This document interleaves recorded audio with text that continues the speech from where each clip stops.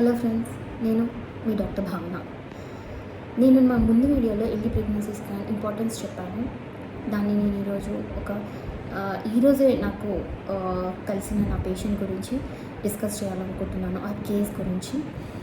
తను నాతో 5 వీక్స్ అప్పుడు వచ్చారు.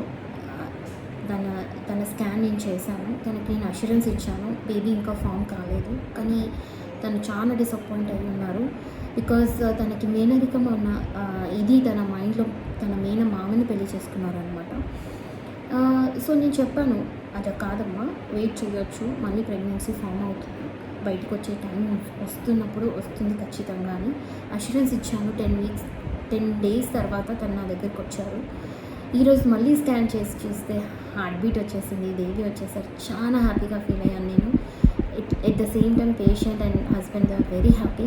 బికాజ్ ఓన్లీ మేనరికము అన్నది భయం వాళ్ళలో డిసప్పాయింట్మెంట్కి గురి చేసింది ఫస్ట్ స్కాన్ అప్పుడు. నేను అష్యూరెన్స్ ఇచ్చి కంటిన్యూ చేశాను, నా బాధ్యతగా వాళ్ళు కంటిన్యూ చేశారు.